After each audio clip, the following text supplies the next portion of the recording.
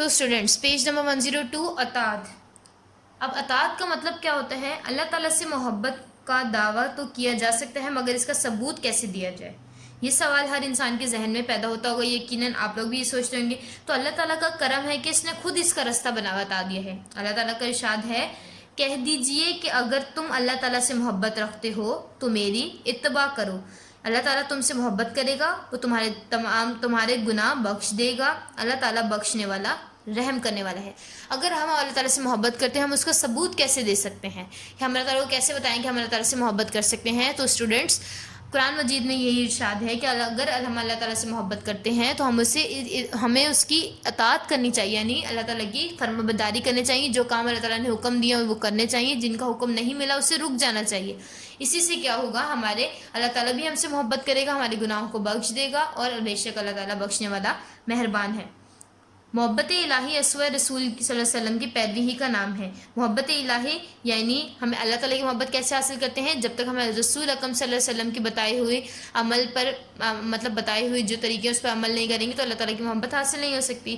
اطاعت میں مکمل خود سپردگی درکار ہوتی ہے. ظاہری عمل کے پیچھے دلی چاہت اور قلبی میلان ضرور ہوتا ہے، وگرنہ یہ عمل منافقت بن جاتا ہے. اس لیے اس پر متنبہ فرماتے ہوئے ارشاد ہوا، تمہارے رب کی قسم یہ لوگ اس وقت تک ایمان والے نہیں جب تک کہ اپنے تنازعات میں آپ صلی اللہ علیہ وسلم کا حکم نہ مان لیں، اور پھر یہ کہ جو فیصلہ آپ صلی اللہ علیہ وسلم کریں اس پر تنگ دل نہ ہوں بلکہ پورے طور پر اسے تسلیم کر لیں. یعنی قرآن مجید میں بھی ارشاد ہے کہ اللہ تعالیٰ جب تک کوئی شخص بھی ایمان والا نہیں ہو سکتا، مکمل ایمان والا، جب تک کہ وہ ہر حال میں آپ صلی اللہ علیہ وسلم کے حکم کے مطابق اپنے اعمال نہ کرے، جب تک وہ مکمل ایمان والا نہیں ہو سکتا.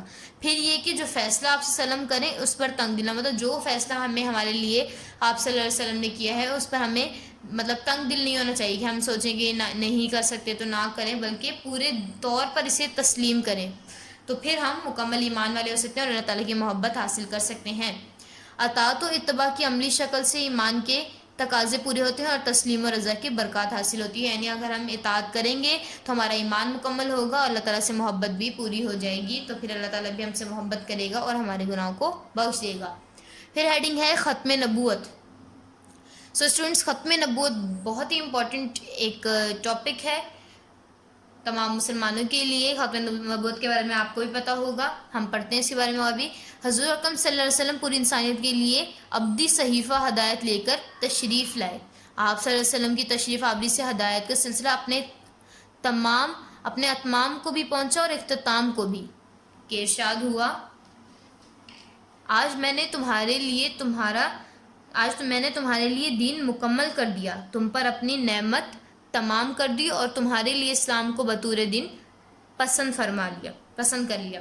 تو اللہ تعالیٰ نے ختم نبوت کا مطلب کیا ہوتا ہے کہ نبوت کا سلسلہ آپ صلی اللہ علیہ وسلم پر ختم ہو گیا ہے. اب کوئی نبی آپ صلی اللہ علیہ وسلم کے بعد نہیں آ سکتا، اور جو شخص آپ صلی اللہ علیہ وسلم کو آخری نبی نہیں مانتا وہ شخص مسلمان کبھی ہو نہیں سکتا. کیونکہ قرآن مجید میں ارشاد ہوا ہے، اللہ تعالیٰ نے فرمایا ہے کہ اللہ تعالیٰ نے جس رسول صلی اللہ علیہ وسلم اس دنیا میں آیا ہے اس کے بعد ہمارے لیے دین مکمل کر دیا اللہ تعالیٰ نے، اور اپنی نعمتیں ساری تمام کر دی ہیں، ختم کر دی ہیں ان پر، اور ہمارے لیے اسلام کو اور اب اللہ تعالیٰ نے اسلام کو پسند فرما لیا ہے، اس دین کو پسند فرما لیا ہے. تو اب آپ صلی اللہ علیہ وسلم کے بعد کوئی نبی نہیں آ سکتا.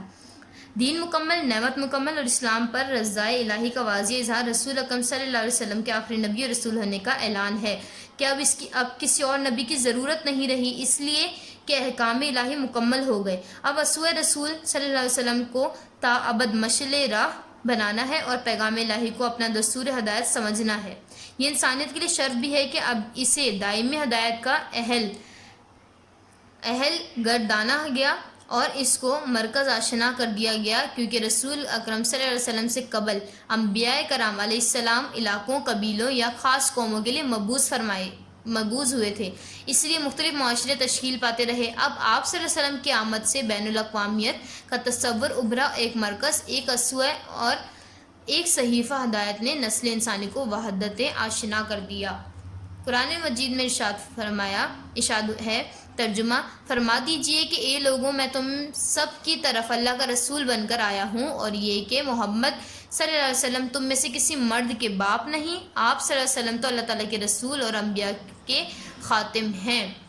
اب اسٹوڈنٹس، آپ صلی اللہ علیہ وسلم کے آنے سے دین پورا ختم ہو گیا ہے، یعنی کہ اسلام اب مزید کوئی نبی نہیں آئے گا، مزید کوئی کتاب نازل نہیں ہوگی، کیونکہ آپ صلی اللہ علیہ وسلم پر ایسی کتاب نازل کی گئی ہے جو تمام پچھلی کتابوں کے لیے، جسے مہمن کہا گیا، یعنی ہماری پچھلی کتابوں تمام جو کتابیں اس کی تصدیق کرنے والی ہے، فائنل کتاب ہے یہ، ٹھیک ہے۔ اور آپ صلی اللہ علیہ وسلم جیسے آپ پچھلے جن انبیاء کرام آئے تھے وہ الگ الگ قوموں پر بھیجے گئے تھے تاکہ ان کو ہدایت کا رستہ دکھا سکیں، لیکن جو آپ صلی اللہ علیہ وسلم ہیں ان کو تمام امت کے لیے، جتنی بھی پوری دنیا ہے سب کے لیے ہدایت کا رستہ، ہدایت کا ذریعہ بنا کر بھیجا گیا ہے۔ اب آپ صلی اللہ علیہ وسلم پوری دنیا کے لیے ہیں آخری نبی، اور آپ صلی اللہ علیہ وسلم کے بعد اب کوئی نبی آنے کی کوئی ضرورت نہیں ہے، اور آپ صلی اللہ علیہ وسلم پر کتاب جو نازل کردہ کتاب ہے قرآن مجید، اس سے تمام دور میں ہدایت حاصل کی جا سکتی ہے، تو اب کسی اور نبی کی ضرورت نہیں، نہ ہی کسی کتاب کی ضرورت ہے۔